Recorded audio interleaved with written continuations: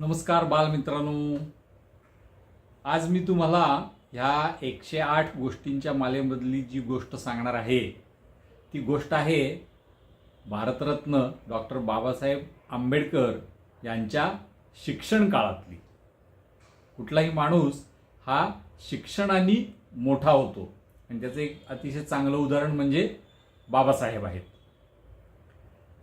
ते मुंबईमध्ये ग्रॅज्युएशनपर्यंत शिकले, म्हणजे BA पर्यंत मुंबईमध्ये शिकले.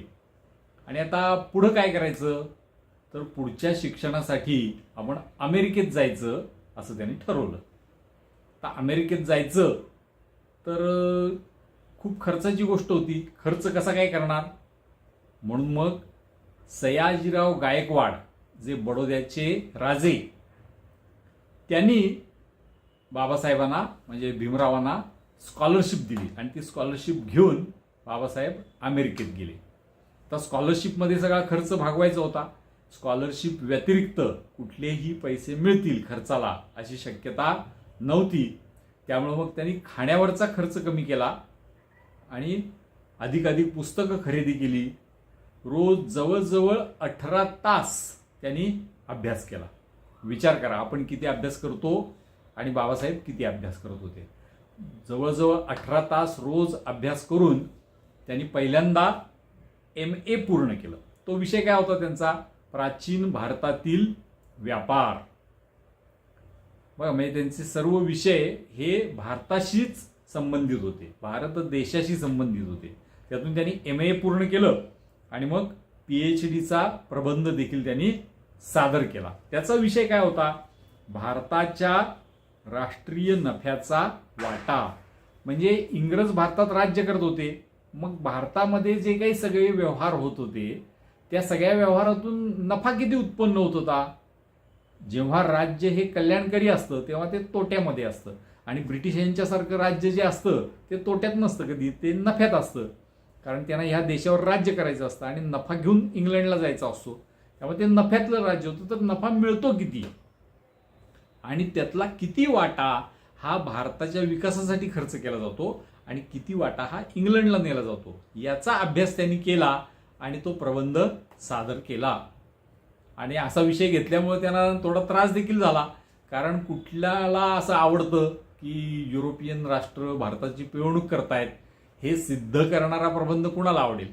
त्यामुळे त्यांना त्यामध्ये थोडा त्रास देखील झाला, पण त्यांनी तो प्रबंध पूर्ण केला. आता त्यांची PhD तर झालेली होती. ते ज्या समाजामध्ये जन्माला आलेले होते त्यामध्ये इतका शिकलेला माणूस कोणी नव्हता. त्यामुळे ते जर थेट भारतात आले असते तर ते सगळ्यात जास्त शिकलेले गृहस्थ म्हणून त्यांची प्रशंसा झाली असती, गौरव झाला असता. म्हणून खरं तर त्यांनी भारतात परत यायला पाहिजे होतं. पण त्यांची शिक्षणाची लालसा ही इतकी होती की त्यांनी स्कॉलरशिपचे अजून काही दिवस शिल्लक होते, तर त्यामध्ये आपण इंग्लंडला जायचं आणि एक अजून PhD करायची असं त्यांनी ठरवलं. म्हणून ते अमेरिकेतून भारतात परत न येता तिथूनच ते इंग्लंडला गेले. लंडन स्कूल ऑफ इकॉनॉमिक्समध्ये त्यांनी प्रवेश घेतला आणि PhDच्या अभ्यासाला सुरुवात केली. पण थोड्याच दिवसात त्यांची जी बडोद्याहून मिळणारी स्कॉलरशिप होती ती स्कॉलरशिप संपली. आता खर्चाला काहीही मार्ग नव्हता, म्हणून शिक्षण अर्धवट सोडून परत यावं हे आता त्यांना नाईलाज होता. पण इथं सुद्धा त्यांचं एक वैशिष्ट्य दिसतं. ते वैशिष्ट्य काय आहे, तर त्यांनी शिक्षण माझं सुटलं असं नाही म्हटलं. त्यांनी त्या लंडन स्कूल ऑफ इकॉनॉमिक्समध्ये एक अर्ज दिला की मला काही काळासाठी गॅप द्या, सुट्टी द्या. मी भारतात जातो, पैशांची व्यवस्था करतो आणि PhD पूर्ण करण्यासाठी इथे परत येतो. विद्यापीठानं त्यांना ती मान्यता दिली देखील आणि ते भारतात आले. त्यांनी काही काळ शिकवण्याचं काम केलं, अन्य काही कामं केली आणि असं सगळं करून काही कर्ज पुन्हा काढलं आणि ते कर्ज घेऊन ते इंग्लंडला जायला तयार झाले. त्यावेळेला खरं तर त्यांना दुसरी एक संधी आली होती. ती संधी काय होती, तर मुंबईचं जे विधिमंडळ होतं हे आता इतके शिकलेले गृहस्थ होते, अमेरिकेत शिकून आले होते, त्यामुळं त्यांना विधिमंडळाचा सदस्य होण्याची संधी आलेली होती यावेळी.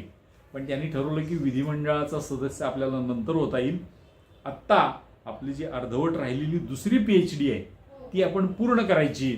यासाठी ते इंग्लंडला परत गेले. त्यांनी ती पूर्ण केली. यावेळचा त्यांचा निबंध काय होता? तो होता the problem of the RuPay.